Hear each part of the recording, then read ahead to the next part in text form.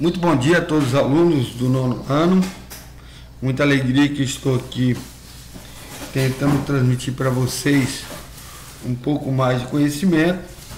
Hoje queremos finalizar ou tentar finalizar a nossa apostila. Peço a vocês que coloquem a apostila em dia, tentem resolver as atividades, aqueles que resolveram. Acredito que no 9º ano, na minha matéria, nós fomos muito bem, os alunos foram aplicados, falta pouca coisa já para nós concluirmos, já tem vários dias que vocês fizeram atividade falando sobre cada um dos modelos atômicos. Eu resolvi repassar para vocês e hoje iremos concluir. Hoje iremos concluir falando de Rutherford e Bohr. Vou passar uma videoaula para vocês conhecer um pouco mais. Vamos lá?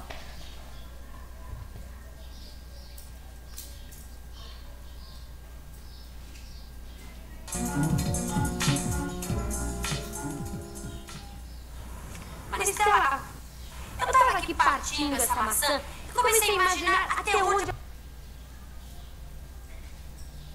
ela pode ser dividida. Quer dizer, se existe um limite, né, para dividir as coisas. Você sabia que essa mesma pergunta foi feita na Grécia Antiga há mais de 2000 anos? Eles queriam saber se havia uma unidade básica que compõe toda a matéria do universo, algo indivisível. Você tem vontade de descobrir? Então não desliga. Porque hoje você vai aprender que a ideia do átomo foi proposta pela primeira vez por um filósofo grego chamado Demócrito e que só muito mais tarde os cientistas conseguiram provar sua existência e conhecer sua estrutura. Mas eu mal posso esperar para entender mais sobre átomos, sabia? Sabe que essa história vem fascinando os cientistas há vários séculos, Rosinha. E para a gente entender bem tudo isso, é preciso entrar num mundo onde tudo é tão pequeno que é preciso muita imaginação. E é esse mundo que a gente vai começar a descobrir hoje.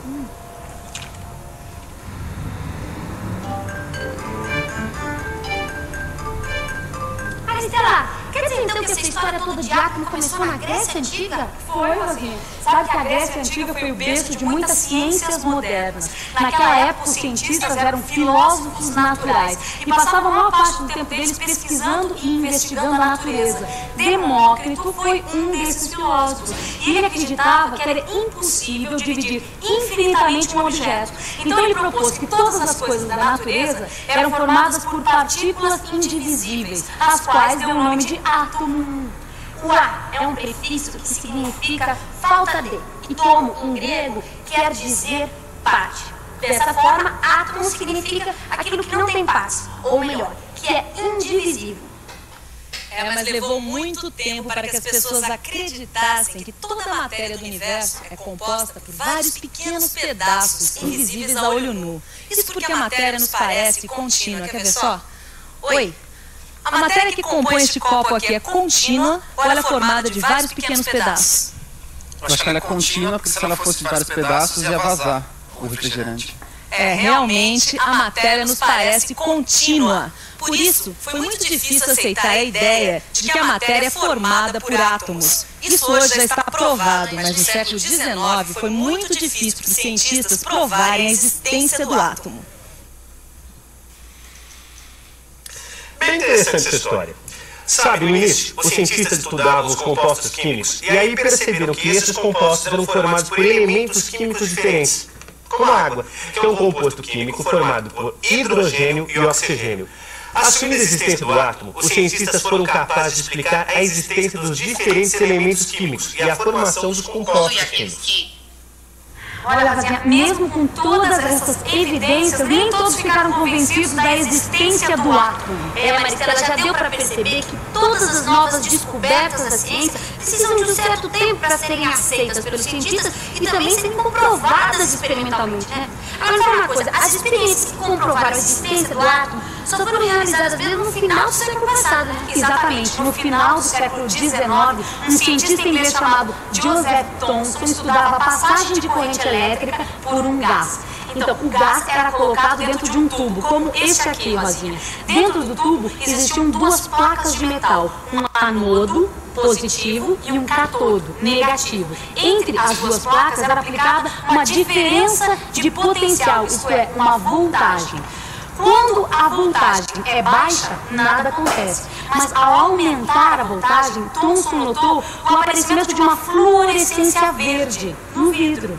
No vidro em frente ao catodo. Por isso que eles chamam de raios catódicos.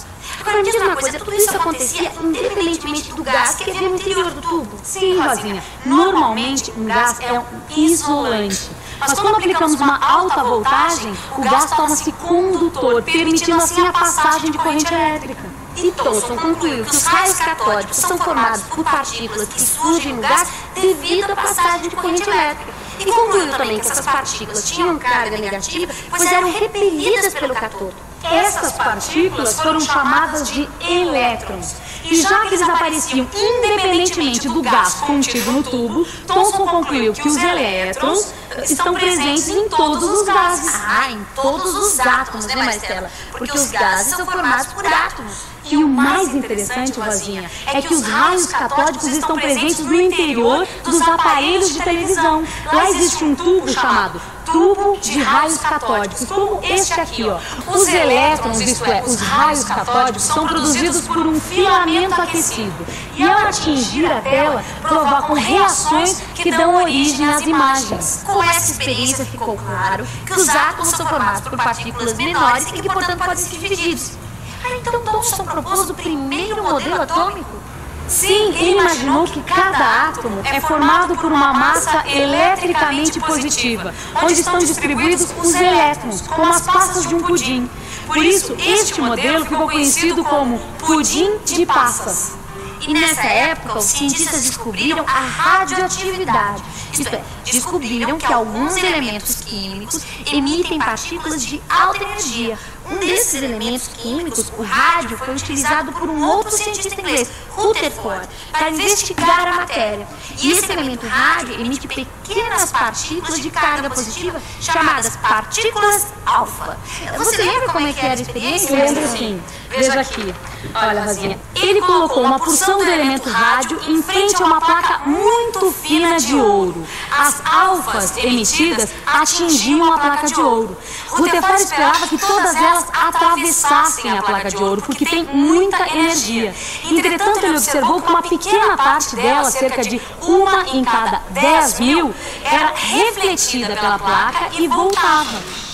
Para serem refletidas, as alfas deveriam se chocar com algo muito duro. Para explicar esses resultados, Rutherford propôs um novo modelo para o átomo, formado por uma pequeníssima região central com carga elétrica positiva, chamada de núcleo, cercado por elétrons de carga negativa, como os planetas ao redor do Sol. Para você ter uma ideia do tamanho do núcleo, imagine que nós vamos aumentar o átomo 1 trilhão de vezes. Aí ele ficaria mais ou menos do tamanho deste campo de futebol. Nesse caso, o núcleo ficaria do tamanho dessa pequena moeda. E os elétrons seriam menores do que um fio de cabelo, invisíveis a olho nu. Já as partículas alfa ficariam do tamanho da cabeça deste alfinete aqui. E poderiam passar pelo campo ou pelo átomo livremente, a menos que encontrasse o núcleo ou a moeda. Nesse caso, elas seriam refletidas. As descobertas de Rutherford representam um grande avanço para a física atômica. Seu modelo mostra um átomo com um núcleo central muito pequeno, com carga positiva, que contém mais de 99,9% da massa do átomo. Ao seu redor estão os elétrons, partículas muito leves, que correspondem a menos de 0,1% da massa do átomo e têm carga negativa. O número de cargas positivas é igual ao de cargas negativas, de modo que o átomo é eletricamente neutro. Mas o modelo de Rutherford tinha um problema: explicar como os elétrons estão ao redor do núcleo, se eles estão parados ou em movimento. Acho que os cientistas ficaram numa sinuca atômica. Se os elétrons estivessem parados, seriam atraídos pelo núcleo e cairiam na sua superfície. O átomo sofreria um colapso e o seu diâmetro seria igual ao diâmetro do núcleo. Mas isso os cientistas sabiam que não era verdade. Assim eles concluíram que os elétrons só poderiam estar em movimento ao redor do núcleo. Mas aí surgiu um outro problema. De acordo com o eletromagnetismo, uma carga acelerada perde energia. Assim, os elétrons perdiam energia até parar. Só que esse processo duraria uma fração de segundo. E nesse caso, o universo como conhecemos não existiria. Mas, Stella, como é que os cientistas resolveram o problema dos elétrons, então? Bom, Rosinha, em 1913, um jovem cientista chamado Niels Bohr, ele resolveu essa questão propondo algumas modificações no modelo atômico de Rutherford para adaptar à realidade dos fatos observados. Bom, este novo modelo atômico ficou conhecido como Modelo Atômico de Rutherford-Bohr. Bohr concordava com Rutherford e achava que os elétrons giravam mesmo em volta do núcleo. A novidade proposta por Bohr foi que os elétrons só podem se movimentar em certas órbitas e que cada uma dessas órbitas corresponde a um nível de energia. Mas tá, quer dizer então, quando o elétron permanece na mesma órbita, ele não perde energia, é isso? É isso mesmo, Rosinha. Olha, cada órbita corresponde a um nível de energia. Então, enquanto o elétron estiver se movimentando nessa órbita, a sua energia não varia. Puxa, as ideias de Niels Bohr foram uma chacoalhada atômica. No seu modelo, a energia do nível é maior quanto mais afastado ele estiver do núcleo. Dá uma olhada nesse esquema. E2 é maior que E1. Quando o elétron pula para uma órbita mais afastada do núcleo, sua energia aumenta. Caso contrário, ele perde energia. Energia liberada ou adquirida pelo elétron é exatamente igual à diferença de energia entre os dois níveis. É isso aí. O modelo Rutherford-Bohr explicou vários aspectos da estrutura do átomo. E apesar do átomo ser tão pequeno, ele é um verdadeiro mundo explorado pelos cientistas até hoje. O átomo está presente em todo o universo. Mas qual é o átomo mais comum no universo? Vamos ver? Você me pegou que eu também não sei, viu? Átomo? Não tenho ideia. Hidrogênio. Acho que é hidrogênio, né? Pouca gente sabe, mas o átomo de hidrogênio é o mais comum do universo. E é também o mais simples.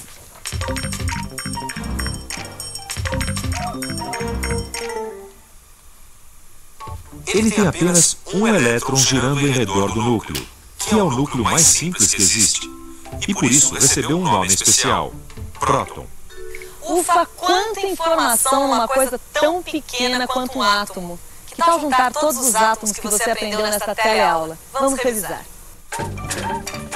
E atenção, se liga aí que é a hora da revisão. Na teleaula de hoje, você aprendeu que os primeiros a desconfiar da existência dos átomos foram os gregos. Eles achavam que o átomo era a menor parte da matéria e que era indivisível. Você viu que foram necessários muitos anos para comprovar a existência do átomo e que, para isso, foram fundamentais as contribuições de muitos cientistas. Conheceu a estrutura do átomo e teve uma noção do seu tamanho e das partículas que o compõem. Finalmente, você descobriu que o átomo mais comum da natureza é também o mais simples, o átomo de hidrogênio, e que seu núcleo recebeu o nome de próton, nome que hoje serve para designar cada uma das cargas positivas do núcleo de qualquer átomo. Oh, peraí, onde é que você vai? Não terminou ainda não. Aguenta aí, esse mundo atômico parece não ter fronteiras. Você imagina que existem mais de 100 tipos diferentes de átomos, e o que caracteriza cada um deles é o número de prótons que ele tem no núcleo. Este é o chamado número atômico, representado pela letra Z. Quanto maior Z, maior é o número de prótons e mais pesado é o átomo. Nós vimos que os átomos são estáveis, mas nem todo átomo se comporta do mesmo jeito. Alguns se desintegram emitindo radiação, mas isso é assunto para a próxima teleaula. Por hora, estude esses conceitos no seu livro e se prepare para a próxima. Até lá!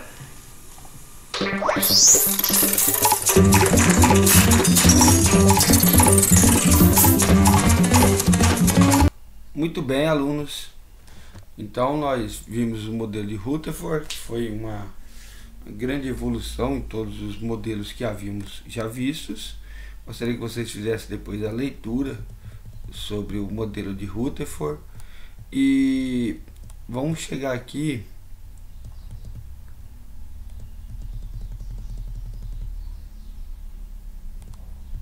A estrutura atômica.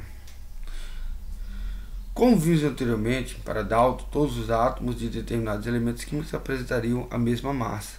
No entanto, experimentos posteriores mostraram que os átomos de um mesmo elemento químico apresentam o mesmo número de prótons, mas podem ter diferentes números de nêutrons e de massa atômica. Atualmente, admitimos que cada elemento químico é caracterizado pelo número de prótons existente em seu núcleo. Dessa forma, a diferença atual de elementos químicos e o conjunto de átomos que apresentam o mesmo número atômico. O número atômico é representado pela letra Z. E o número atômico, ele sempre vai ser o número de prótons. O número atômico, por exemplo, o número atômico do potássio, ele é 19. Então, o número de prótons do potássio, ele é 19. Ele é 19. Hoje, conhecemos 118 elementos químicos diferentes que compõem todas as substâncias que conhecemos. Os elementos são agrupados de acordo com suas propriedades químicas na tabela periódica. Para cada elemento químico, há apenas um número atômico que o identifica. Uma vez descoberto, o elemento é nomeado e recebe um símbolo, geralmente composto de duas letras, uma maiúscula e outra minúscula. O símbolo é padronizado mundialmente para que os cientistas não tenham dificuldade em se entender. Por fim, há o número de massa designado pela letra A. A letra A representa o número de massa. É calculado pela soma do número de prótons com o número de nêutrons. A é igual a P mais N, presentes no núcleo de um átomo, como mostra a equação a seguir. Então, A é igual a P mais N. Número de prótons mais o número de nêutrons, eu vou ter a massa dos elementos. Determinado elemento químico pode ser representado da seguinte forma: número de massa, então elemento químico X, em cima dele tem o número de massa. Gente, na tabela periódica quase sempre esse número de massa está embaixo e o número atômico em cima, quase sempre está inverso. A, número de massa, Z, número atômico, e X é o elemento químico. Isótopos. O número de prótons de um elemento é sempre o mesmo, porém o número de nêutrons pode variar. Vamos ver um pouquinho sobre essa questão de isótopos. Nós vamos falar sobre três coisinhas. Isótopos, principalmente, nós vamos falar, e depois isóbaros e isótonos. Vamos ver um pouquinho uma videoaula sobre isso.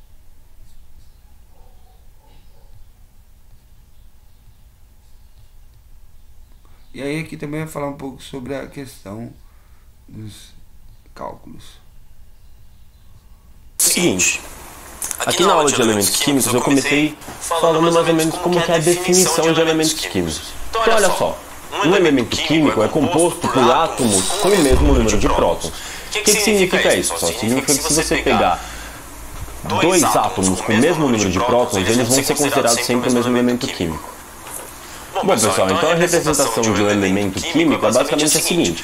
Eu representei aqui por um elemento X, que é um elemento qualquer, eu não sei qual é, certo? E esse elemento X possui um Z aqui, que a gente chama de número de prótons, tá? Também pode ser chamado de número atômico. Ele aparece bastante em vestibular, em exercícios por aí. Então pode ser considerado um número atômico, tá? Eu não escrevi, mas decorem. Pode ser. E tem o A aqui, que é o número de massa, certo? Certo. O N representa o número de nêutrons. Nem sempre o N é representado, tá, pessoal? Nem sempre ele aparece na representação do elemento químico, mas é bom saber que ele existe. Eu costumo representar pelo menos ele aqui embaixo, que fica mais fácil a visualização. Beleza. E daí, o que a gente vai fazer? Bom, a gente sabe que o núcleo de um átomo é composto por um certo número de prótons e por um certo número de nêutrons. E essa soma, basicamente, é o que define o número de massa desse elemento, ou desse átomo. Por que é isso que define? Bom, porque a gente considera que o número de elétrons, pessoal, que normalmente é representado aqui, tá? Esse número de elétrons não entra na conta da soma, ou seja, na conta do número de massa. Por quê? Porque o elétron não tem peso, pessoal. A gente considera que o elétron tem um peso tão pequeno que ele não representa absolutamente nada no número de massa desse átomo, tudo bem? Então, é basicamente essa representação. O número de massa vai aqui em cima, o número de prótons vem aqui, o número de nêutrons é opcional, mas ele fica normalmente aqui embaixo, e o número de elétrons, ou qual tipo de cátion ou ânion, a gente costuma representar aqui do lado direito, tá bom? Bom, pessoal, então continuando aqui, através desses conceitos de átomo, eles definiram também os conceitos de isótopos, isótonos e isóbaros. O que é isso, pessoal? Bom, isótopo é todo átomo que possui o mesmo número de prótons. Isótono é todo átomo que possui o mesmo número de nêutrons. E isóbaro é todos os átomos, ou conjunto de átomos, que possuem o mesmo número de massa. Beleza, mas eu não sei se vocês perceberam aqui, pessoal, olha só, a gente está falando de isótopos, eles têm o mesmo número de prótons. Bom, se a gente pensando na lousa anterior, o mesmo número de prótons também é a própria definição de elemento químico.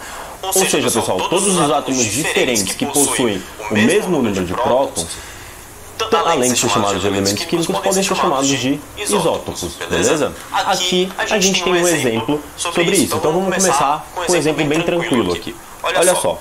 Bom, primeira coisa, vamos definir o que esses caras são, se eles são isótopos, isótonos ou isóbaros. Isso aqui é muito fácil, né, pessoal? Mas a única coisa que a gente precisa lembrar é o seguinte: aqui em cima é A, aqui é Z, certo? E aqui embaixo, eventualmente, é N. Ou seja, esse cara de cima corresponde ao número de massa, esse cara de baixo corresponde ao número atômico ou ao número de prótons, certo? Beleza, então vamos ver. O que esses caras têm em comum? Ah, esses caras têm em comum o 47 aqui, certo? Esse 47 corresponde ao número de prótons, certo? Então, o que esses caras são? Esses caras são isótopos, pessoal. Esses caras são isótopos. Então, vamos lá, vamos partir para a próxima lousa. Bom, pessoal, então aqui a gente tem mais dois exemplos, certo? Então, vamos resolver esse primeiro exemplo aqui. Olha só, no primeiro exemplo eu tenho um A, certo? Com 21 aqui, 41 aqui. O que representa isso, pessoal? Aqui 21, número de prótons, e 41, número de massa, tá? Lembrando, isso aqui também pode ser chamado de número atômico, não necessariamente número de prótons. Bom, então quando a gente olha para o A e para o B, aparentemente não tem nada em comum, certo? O número de massa é diferente, o número de prótons é diferente também. Esses caras têm alguma coisa em comum? Bom, não sei, vamos descobrir, certo? Vamos lá. Como que eu sei se esses caras têm alguma coisa em comum? Bom, até agora o que a gente viu foi que o número A, ou seja, o número de massa, ele é igual ao número de prótons mais o número de nêutrons, certo? Beleza, pessoal. Então vamos olhar o seguinte. Eu sei que aqui, olhando aqui, o número de nêutrons está aqui embaixo, certo? Então, quantos nêutrons eu tenho nesse carinha, nesse elemento A aqui? Bom, é só fazer, na verdade, A menos Z, certo? Então vai ficar 41 menos 21, certo, pessoal? Isso aqui vai ficar 20. Ou seja, esse cara tem 20 nêutrons, beleza? Ok. E aí, olhando para o carinha B aqui, para esse carinha bonitão aqui, o que acontece? Esse cara tem 43 de massa e 23 de número atômico. Será que tem alguma coisa a ver com A? Bom, de novo, vamos descobrir o número de nêutrons, né? Só para ficar mais completo, tá? Então, 43 menos 23, a gente sabe que esse cara também tem 20 nêutrons. Opa, não tinha nada em comum até agora, né, pessoal? Beleza, então esses caras são isótonos. Por que eles são isótonos mesmo? Porque eles têm o mesmo número de nêutrons, tudo bem? É isso. Então, olhando para esse outro exemplo aqui, o exemplo 3, o que eu fiz? Eu peguei dois elementos químicos, um elemento P e um elemento W. Eu não sei se eles são iguais, tudo bem? Mas, bom, o exemplo está me dizendo que eles são obrigatoriamente isóbaros, pessoal. Então, imagina que isso é uma questão que está na sua apostila, e aí o cara vai te dar um texto gigantesco lá, vai te fazer ler, e vai falar em algum momento que eles são isóbaros. O que é isso mesmo? O que significa isso mesmo? Significa que ele tem o mesmo número do quê? de massa, né? Então, beleza, vamos lá, vamos fazer essa conta? Beleza, vamos fazer essa conta. Bom, pessoal, então vamos resolver aqui em cima esse exemplo aqui. Ele falou no texto que é isóbaro, certo? Bom, se ele falou no texto que é isóbaros, eu estou assumindo que essa quantidade, esse número de massa, é obrigatoriamente igual a esse número de massa, porque eles são isóbaros, pessoal. Não pode esquecer que isóbaro é mesmo o número de massa. Tudo bem? Então eu coloquei aqui em cima que 5x igual a 4x mais 8, né? Só passar esse cara para cá, e aí vira x igual a 8. Bom, já que a gente sabe que x igual a 8, é só voltar nesses carinhas aqui, e onde tiver x é só substituir por 8, tudo bem? Então vai ficar 5 vezes 8 aqui em cima, tá? Vai ficar 10 mais 8 aqui no t, 4 vezes 8 mais 8 e 11 mais 8. Bom, vamos só conferir para ver se eles realmente são isóbaros. É só olhar aqui, então o elemento t vai ter 18 nesse cara, vai ter quanto? 40 aqui, né? 5 vezes 8. Certo, pessoal? Beleza. E o W, né? Como é que a gente faz com o W? Bom, o W tem 19, certo? E 4 vezes 8 é 32, com mais 8, 40. Ah, eles realmente são isóbaros, então, beleza. Eles são mais alguma coisa? Não sei. Será que eles são isótonos também? Bom, vamos descobrir, né? Então vamos calcular o número de nêutrons rapidinho aqui. 40 menos 18, pessoal, dá 22. Em compensação, 40 menos 19 dá 21. Ou seja, eles não têm o mesmo número de nêutrons. Então eles não são isótopos, porque aqui é 18 e aqui é 19. Eles não são isótonos, porque aqui é 22 e aqui é 21, beleza? Mas eles são obrigatoriamente isóbaros, porque ambos têm 40 de número de massa, tudo bem?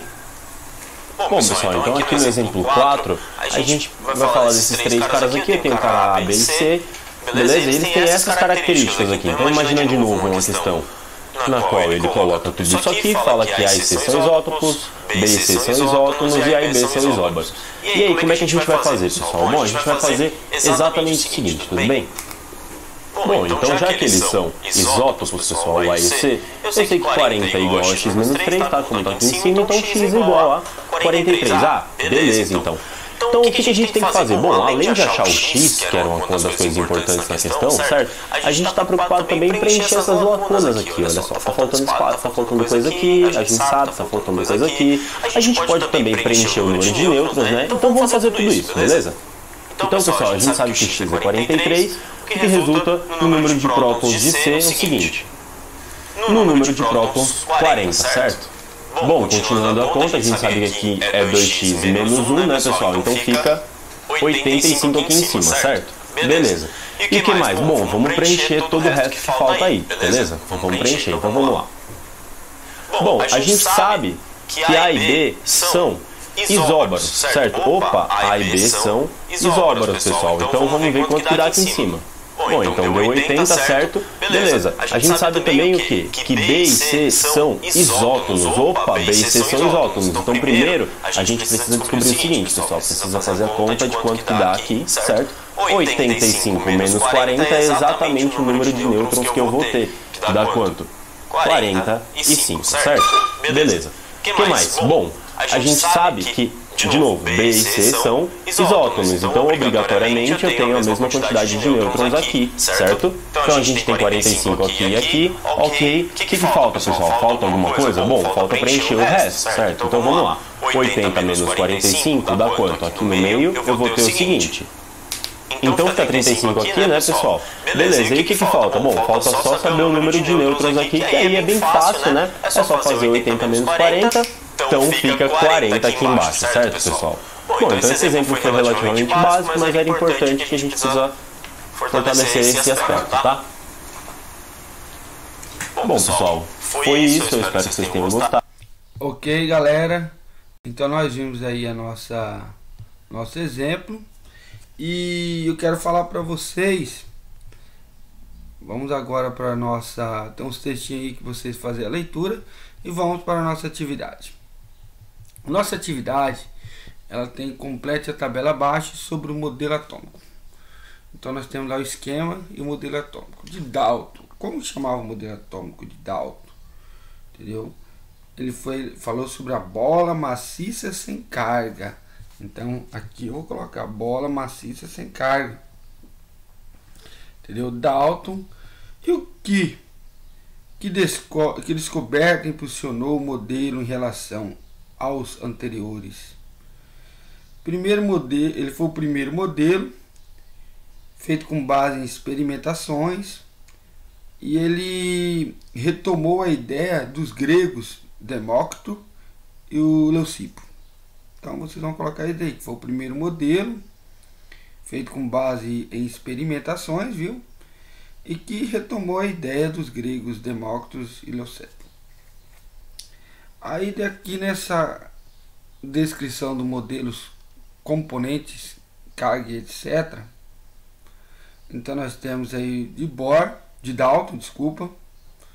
Nós temos a bola maciça, indivisível e sem carga. Então você vai colocar aqui bola maciça, indivisível e sem carga. Então nós temos aqui o segundo modelo, né? O segundo modelo, quem que pensou desta forma aqui, né?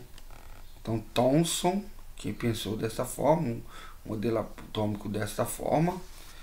E aqui já diz que experimentos sobre as características elétricas da matéria.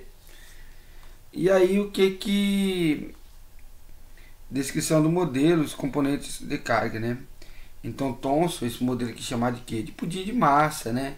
Então nós vamos falar pudim de passas, quer dizer, o pudim de passas, uma bola maciça de carga positiva e elétrons e com carga negativa. Então nós vamos falar sobre daí. O que era o pudim de passas? O pensamento dele: uma bola maciça de carga positiva e elétrons, que é a carga negativas, né? Todos encrustados, todos juntos, né? Ok? Vamos lá para o outro modelo. O outro modelo aqui apresentado para nós de Rutherford, que nós vimos hoje, né? O modelo de Rutherford. Ele já vem falando o esquema aqui do modelo de Rutherford. Rutherford foi quem? O cientista que propôs esse modelo. Entendeu? Olha aqui, os elétrons, os prótons e os nêutrons estão aqui dentro, enquanto os elétrons estão aqui na eletrosfera. E aí o que ele disse? Que descoberta impulsionou o modelo em relação aos anteriores? Então Rutherford realizou um experimento com partículas alfa atravessando folhas de ouro. Então esse foi a grande descoberta que impulsionou o modelo em relação aos anteriores, viu? Que ele realizou experimento com partículas alfa atravessando folha de ouro. Aí vamos lá para o outro modelo que vai apresentar agora, que ele fala sobre a física quântica, descoberta do nêutron. O último pensador foi Bohr. Então nós vamos colocar aqui Bohr. Como que ele representado o esquema de Bohr? Representado um núcleo com prótons e nêutrons e ao redor elétrons em camadas, né? Então aquela eletrosfera em camada, como era K, L, M, N, O, P, Q.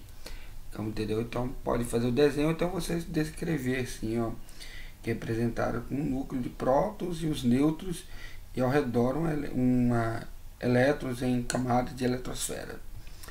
Bohr propôs que a física quântica e a descoberta de Newton, essa foi o que posicionou ele.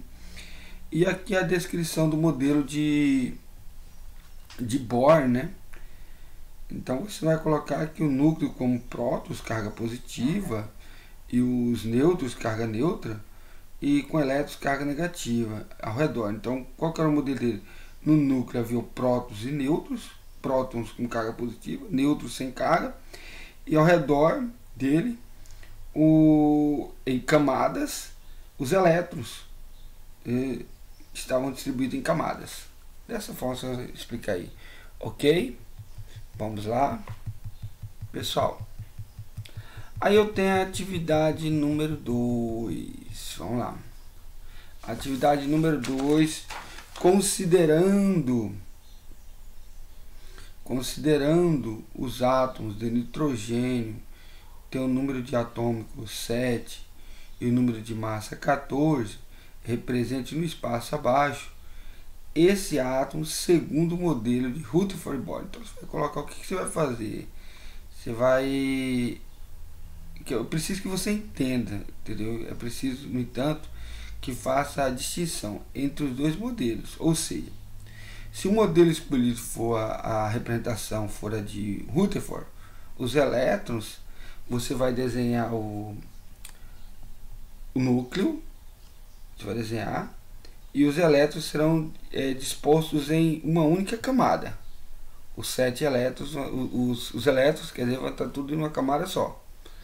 Agora, se o modelo for de Bohr, você vai distribuir ele em camadas, camada K, L, entendeu? Você vai distribuir ele em camadas dos modelos atômicos. Então você depende de quem que você vai escolher, qual o pensador que você vai estar. Vamos retornar lá para vocês ver um pouquinho sobre, deixa eu ver aqui, modelos. Vamos lá. Acho que vai lá. Tá. Aqui nós percebemos que eles estão em camadas, ó. 2 elétrons numa camada, 2, 4, 6 elétrons em outra camada. Aqui, esse modelo aqui é um modelo apresentado em camada, é o modelo o atômico de Rutherford-Bohr, indica camadas positivas, tá bom. Percebe-se que aqui eles estão distribuídos em camadas diferentes. Agora, o apresentado anteriormente por... Vamos lá, vamos retornar. Esse modelo aqui, ó. Desculpa.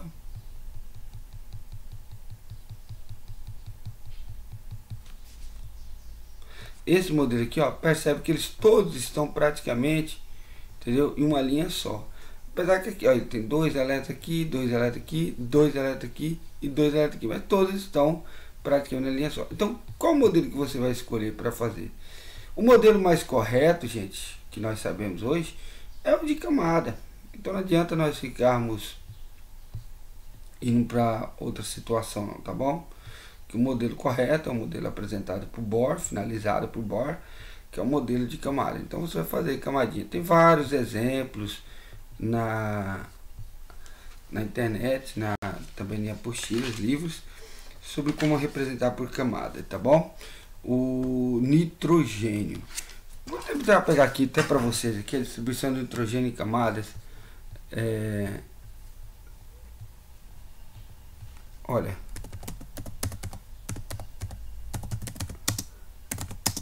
do nitrogênio em camadas eletrônicas. Eu tinha que escrever camadas eletrônicas.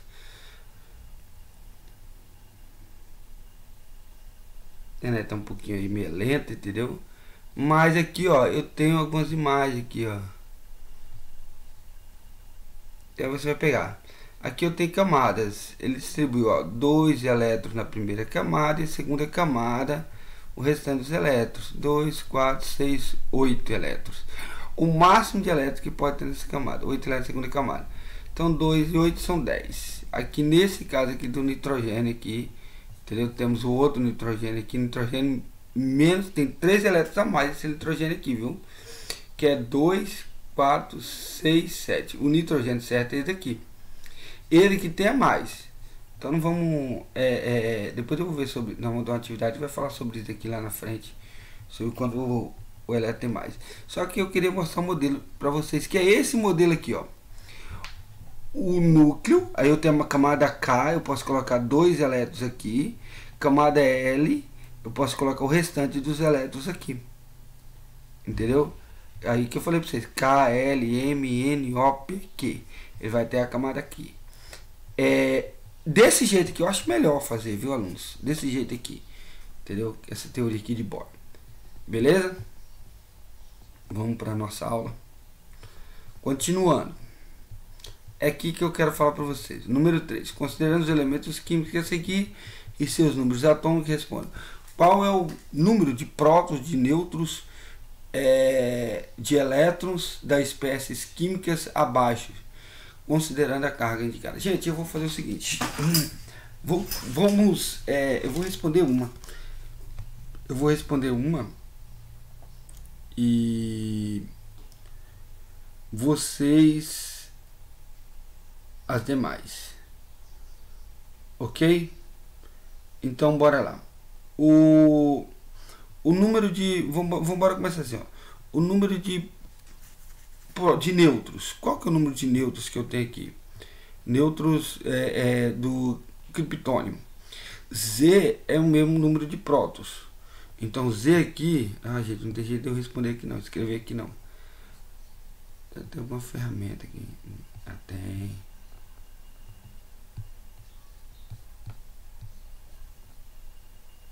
Então Z aqui. Ok. Aqui.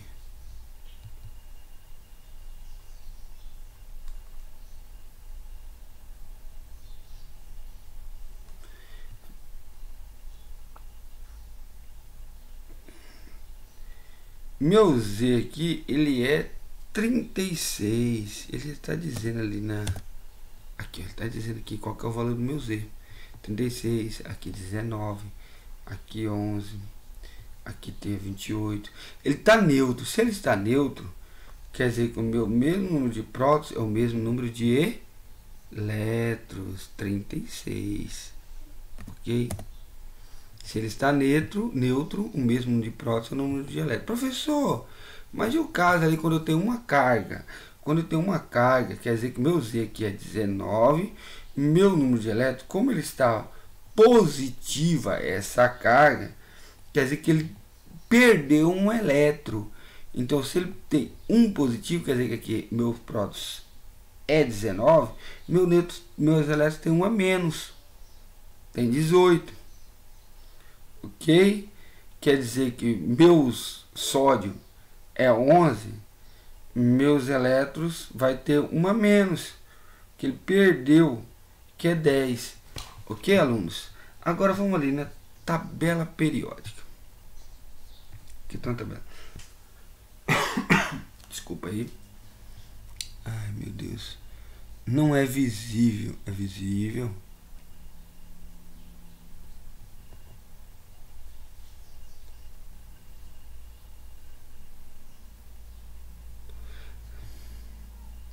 Gente, na internet tem várias tabelas periódicas. Tem pra gente baixar, né? Que é mais interessante do que...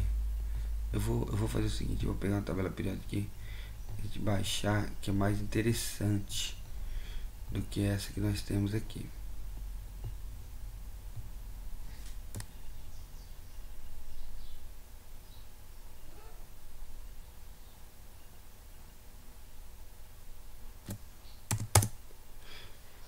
Eu sei que é tedioso, alunos, mas...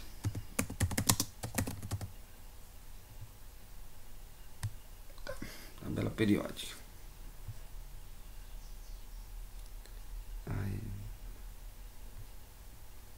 Dinâmica. Mas vamos lá, vamos continuar falando aqui antes que tá abrindo aqui. Então aqui, meu número de nêutrons.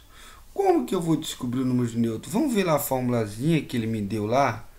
Vamos ver a formulazinha que ele me deu. Vamos retornar. Ele me deu uma forma para me trabalhar o número de nêutrons. Qual foi a forma que ele me deu para me trabalhar para descobrir o número de nêutrons?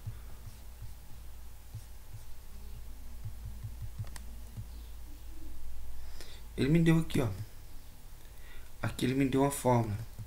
Ele me disse que o meu número, a minha massa é igual ao meu número de prótons mais o número de nêutrons. Tá, então eu vou ter que utilizar a tabela periódica. Eu vou ter que utilizar a tabela periódica para saber qual que é o número de massa que eu tenho. Qual que é o A. Se o A é igual a P mais N, quer dizer, para mim descobrir N é igual a menos P. N é igual a menos P. Então, vou na tabela periódica. Por isso que eu queria abrir a tabela periódica. Aí eu vou lá na tabela periódica. Vou pegar o elemento que nós estamos trabalhando, que é o criptônio, que é o Kr.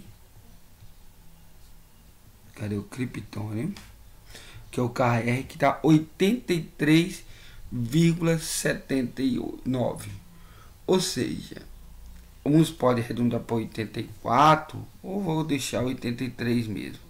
Então eu tenho 83, que ele me diz lá que ele me disse lá na tabelinha? Que o meu número de atômico nada mais é do que a minha massa, 83, menos o meu número de prótons. Qual que é o meu número de prótons que eu encontrei lá? Não foi 36? Então menos 36. Quanto que vai dar? Entendeu? Se caso eu for trabalhar com 83, eu aconselho vocês a trabalhar com 84. Se ele passou de 83,79, a gente vai trabalhar com 84. Então tem 84 menos meu número de prótons, que é 36. Que vai dar quantos? 48. Então na hora de eu preencher esse daqui, vamos lá, vamos retornar lá a atividade. Na hora de eu preencher ali, eu vou ter que ter essa noção da onde que eu encontrei, como que eu fiz para encontrar.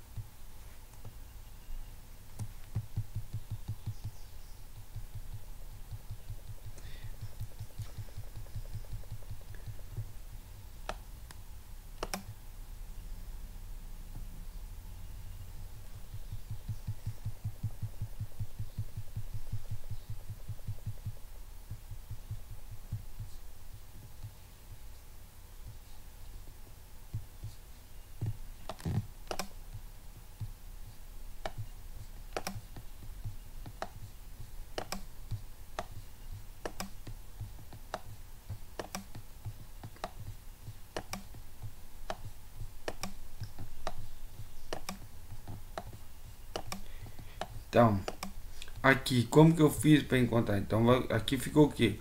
83 menos 36. 83 menos 36. Então, aqui eu vou colocar o valor. 84 no caso eu coloquei, né? 84 menos 36. Meu Deus, tá tão difícil. Eu vou ter aqui agora que vai dar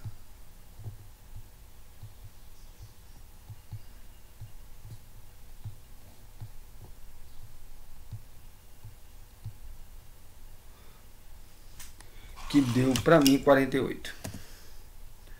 Ok, alunos? Todos entenderam como faz a atividade simplesinha aí, fácil de realizar. E vamos para outra atividade. Considere-se que o círculozinho preto representa o elemento de hidrogênio. Vimos que hidrogênio é o elemento que mais existe, mais abundante na Terra. O círculo redondinho com X dentro representa o carbono. E o O representa o oxigênio. Então a sigla do hidrogênio é H, a sigla do carbono é o C e a sigla do oxigênio é o O. Todos eles em letra maiúscula. Em seguida, observe algumas das substâncias que os átomos desses elementos químicos são capazes de formar. Então nós temos aqui, que elemento aqui representa? O oxigênio. O oxigênio ligado a dois hidrogênios. H2O. A água. Que elemento que nós temos aqui? Duas moléculas de quê? De oxigênio. O2. Que elemento que nós temos aqui? Um oxigênio, outro oxigênio ligado ao carbono. CO2. CO2. A primeira pergunta: considere os átomos que formam essas substâncias. Quais deles são substâncias simples e quais são substâncias compostas? Substâncias simples é quando eu tenho somente um elemento. É composto somente de um elemento. Por exemplo, esse aqui só tem um elemento. Só o oxigênio. Aqui eu tenho mais de um elemento, aqui tem mais de um elemento. Então a substância simples é o gás oxigênio, formado por átomos iguais. Já a substância composta são a água e o dióxido de carbono, constituído por átomos diferentes. Ok? Nenhuma dúvida sobre isso aí, né? Letra B. Escreva a fórmula das substâncias representadas. Primeiro, qual a fórmula dele aqui? Acabamos de falar. H2O. Qual que é a fórmula dele aqui? O2. E qual que é a fórmula dele aqui? CO2. Professor, quando que eu vou saber qual que é o elemento que vem na frente? Qual que é o elemento que vem depois? Aquele elemento que tem mais, vocês vão aprender isso mais nas séries à frente. Mas o elemento, por exemplo assim, H2O, o hidrogênio é aquele que tem menos elétron, o O que tem mais. CO2, o carbono tem menos elétron que o oxigênio. Cloreto de sódio, o sódio vem em frente, é NaCl, ele tem menos elementos, menos elétrons, e o cloro tem mais. Vocês vão aprendendo com o tempo. Última atividade de hoje vamos falar sobre, para encontrar o valor da massa atômica, devemos conhecer as 3 informações: quais são os isótopos do elemento, número de massa de cada isótopo, porcentagem de cada isótopo na natureza. Sabe que o hidrogênio é de 1,008. Pesquisa as 3 informações citadas acima sobre o elemento. Depois, deduza qual a fórmula usada para calcular a massa atômica dos elementos químicos. Converse com o colega sobre as conclusões que chegou. Primeiro, quais são os isótopos do hidrogênio? Vamos pesquisar, né? Mas eu vou dizer para vocês, são prótio. Vamos pesquisar o que é prótio, o que é deutério e o que é trítio. Pesquise sobre isso aí, tá bom? Os 3 que nós temos. Qual o número de massa de cada isótopo? Ao pesquisar sobre prótio, deutério e trítio, você vai ver quais são as massas deles. Beleza? Qual a porcentagem de cada isótopo na natureza? A porcentagem do prótio. Ver qual que é a porcentagem do prótio, viu? Que é o mais correto. E depois da porcentagem do prótio, que é a maior que você vai encontrar, a segunda é do deutério. E por último, a menor porcentagem é do trítio. Pesquisa na internet. Beleza? Pesquisa na internet que vocês vão conseguir as respostas sobre isso aqui. Qual a fórmula para realizar o cálculo da massa atômica? Gente, para realizar o cálculo da massa atômica de qualquer elemento químico, devemos utilizar os seguintes padrões matemáticos. Primeiro, multiplicar o número da massa de cada isótopo pela sua porcentagem. Escuta o que eu estou falando. E aí você vai descrever isso aí. Segundo, somar todos os resultados encontrados nas multiplicações do primeiro passo. Terceiro, dividir o somatório encontrado por 100. Ou seja, vou colocar uma formulazinha aqui. Ou seja, M, que é o número de massa atômica. Então vou colocar M, opa, não é vírgula não, desculpa. MA é igual número, desculpa, não quero deixar maiúsculo, número de massa vezes, desculpa, vezes porcentagem mais, essa é a fórmula, número de massa por vezes, desculpa, mais número de massa vezes porcentagem. Isso tudo aqui que eu poderia grifar dividido por 100. Dividido por 100. Ok? Então tem a massa atômica é encontrada pelo número de massa vezes a porcentagem mais o número de massa vezes a porcentagem dividido por 100. Essa é a formulazinha aí que pode ser respondida dessa forma. Beleza, meus queridos?